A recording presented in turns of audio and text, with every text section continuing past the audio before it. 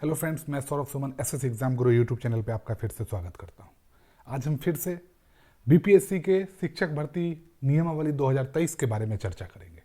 चर्चा करने का आज मुख्य उद्देश्य यह है कि आज बिहार में कैबिनेट की बैठक हुई, जिसमें 1,78,000 शिक्षकों की बहाली थी, उसको अनुशंसा पूर्ण रूप से कैबिनेट के द्वारा पास कर दिया गया। अब सवाल ये नहीं है कि 1,78,000 शिक्षक की संख्या कम इतनी कैसे हो गई। कहाँ पहले 4 लाख, फिर 3,22,000, फिर 2,54,000 और 1 to 5 तो बहुत चलिए है, 6 to 8 की भर्ती कहाँ खा गई।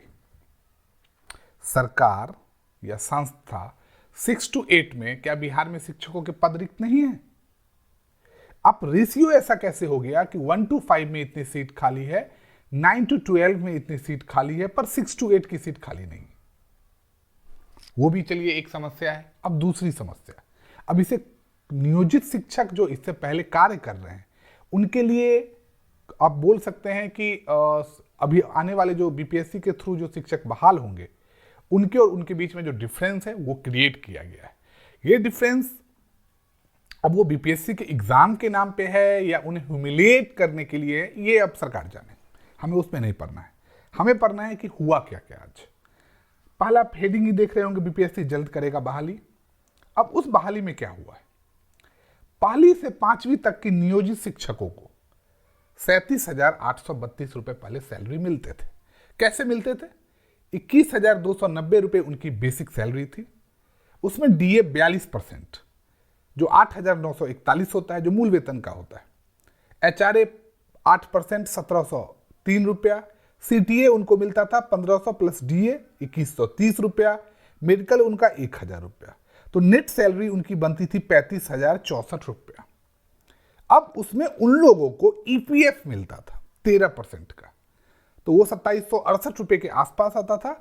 पेंशन कंट्रीब्यूशन उनका 0 था। अब ये मैं चीज इसलिए बोल रहा हूं कि नियोजित शिक्षकों के लिए सेटबैक है और नए वाले शिक्षकों के लिए अच्छा कैसे हुआ वो बताऊंगा। तो उनकी टोटल ग्रॉस सैलरी हो गई 37,832 रुपया। ये था अभी तक के जो नियोजित शिक्षक अभी हैं उनकी सैलरी 37,832। मैंने उनको ब्रेक करके आपको पूरा बता दिया।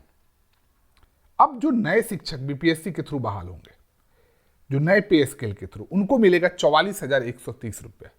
अब वो 44,130 कैसे है वो मैं बता रहा हूं। 25,000 का उनका बेसिक सैलरी रहेगी। डीए उनका भी 42% रहेगा, जो 10,500 के आसपास आता है। एचआरए 8%, 2,000 के आसपास। सीटीए 2,130 रुपया। मेडिकल 1,000 रुपया। तो नेट सैलरी बनती है उनकी 40,630 रुपया। अब यहां पे आता है एक चीज, पेंशन कंट्रीब्यूशन 14%, तो उनको वो 3,500 रुपया जाएगा। तो ग्रॉस सैलरी हो गई उनकी 44,130 रुपया।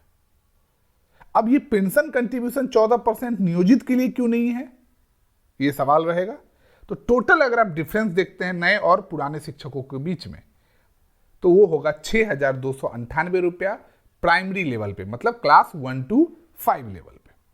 अब चलिए हम आते हैं क्लास 6 to 8 पे, या जिसको हम लोग मिडिल स्कूल बोलेंगे। 42% का डीए और 8% का एचआरए तो मैंने आपको बता ही दिया ब्रेकडाउन में। अब जो वो शिक्षक है उनको सैलरी मिलती है 39,771 रुपया। उनकी नियोजित जो थे मिडिल स्कूल में, जो क्लास 6 to 8 जिन्हें बोलते हैं, 22,480 का उनका मूल वेतन था। उनका डीए 9441, एचआरए 1,798, सीटे 2,130, मेडिकल 1,000, ईपीएफ 2,922 रुपया। टोटल उनकी सैलरी होती थी 39,771 रुपया। अब जो नए क्लास 6 to 8 आएंगे, अब कितने आएंगे आपको संख्या पता है, 1,700 के पास। कहां अभ्यर्थी कितने होंगे? आप इस साल के सीटेट के रिजल्ट देख लोगे तो उससे ज्यादा सीटों की संख्या से ज्यादा पास है, और यहां तो पिछले 4 साल का सवाल है। 28,000 के आसपास उनकी बेसिक सैलरी है, 11,760 डीए, 2,240 एचआरए, 2,130 सीटें और मेडिकल 1,000, टोटल 45,130, और पेंशन कंट्रीब्यूशन 14% का 3,920 रुपया। तो उनका टोटल सैलरी हो जाता है 49,050 रुपया, मतलब 50,000 के आसपास उनकी सैलरी हो जाती है क्लास 6 to 8। और दोनों के बीच का अंतर हो गया 9300 रुपये का, मतलब लगभग 9500 मतलब मान लीजिए अब 9,000 या 10,000 आप सोच लीजिए। अब आते हैं हाई स्कूल। हाई स्कूल में नियोजित शिक्षकों को, जो हाई स्कूल में इससे पहले नियोजित शिक्षक कार्य करते थे क्लास 9 to 10 का, उनकी सैलरी थी 22,430 मूल वेतन, 9441 डीए, 1798 एचआरए, 2130 सीटे, 1000 मेडिकल, 2922 ईपीएफ, 3147 पेंशन कंट्रीब्यूशन। अब यहां पे अंतर समझिए, नियोजित शिक्षक में जो 9 to 10 में थे उन्हें 3147 रुपए का पेंशन कंट्रीब्यूशन मिलता था 14% का, तो उनकी टोटल सैलरी हो रही थी 39,771 रुपया। अब जो न्यू स्केल वाले शिक्षक आएंगे, जो 9 to 10 का के जो शिक्षक आएंगे, उन्हें मिलेगा 53,970 रुपया। 31,000 का उनका मूल वेतन रहेगा, 13,000 के आसपास डीए, 2480 एचआरए, 2130 सीटें, 1000 मेडिकल, 4,340 रुपया उनका पेंशन कंट्रीब्यूशन। तो टोटल उनकी सैलरी हो जाती है 53,970 रुपया। अब उन दोनों के बीच का अंतर बढ़ के हो गया है 14,200 रुपया। जैसे जैसे आप प्राइमरी से लेवल पे स्टेज पे बढ़ते जा रहे हैं, सैलरी डिफरेंस बढ़ती जा रही है। अब आता है हायर सेकेंडरी, जिसे हम लोग क्लास 11 to 12 बोलेंगे। उस समय नियोजित शिक्षकों को अभी 41,669 रुपए की सैलरी मिलती थी, जिसमें 23,650 उनका मूल वेतन था, 9,933 रुपया डीए, 1,892 एचआरए, 2130 सीटें, 1000 मेडिकल, ईपीएफ 3,074 रुपया। तो टोटल उनकी सैलरी 41,669 रुपये मिलती थी। अब आते हैं हम न्यू स्केल, जो अभी वाले बीपीएससी का एग्जाम देंगे, नियमावली 23 वाली 11 to 12 के, उनकी टोटल सैलरी आती है 55,610, जबकि उनका मूल वेतन है 32,000 का, 13,440 उनका डीए, 2,500 एचआरए, 2,130 सीटें, 1000 मेडिकल, 4,480 पेंशन कंट्रीब्यूशन जो 14% है। तो टोटल उनकी सैलरी होती है 55,610 रुपया, और इन दोनों के बीच का अंतर हो जाता है 14,000 रुपया। अब ये जो अंतर है, ये एक विद्यालय में इससे पहले भी नियोजित शिक्षकों के मन में सबसे बड़ा दुख का कारण क्या था कि नियोजित शिक्षकों के समय जो पहले 94 के आसपास में बहाल शिक्षक थे, उनकी सैलरी आज लाख के आसपास है, और नियोजित शिक्षक 30,000 40,000, अभी तक 40,000 पहुंचे। तो उनका मन में यही था, जिसके कारण पढ़ाई पे असर पड़ रहा था। कहीं भी एक जगह पे आप एक ही 2 चेयर लगा के एक चेयर की सैलरी ज्यादा कर दोगे, एक चेयर की सैलरी कम कर दोगे। सवाल ये नहीं है कि वो कैसे आए हैं, सवाल ये है कि वो किस पद पर है।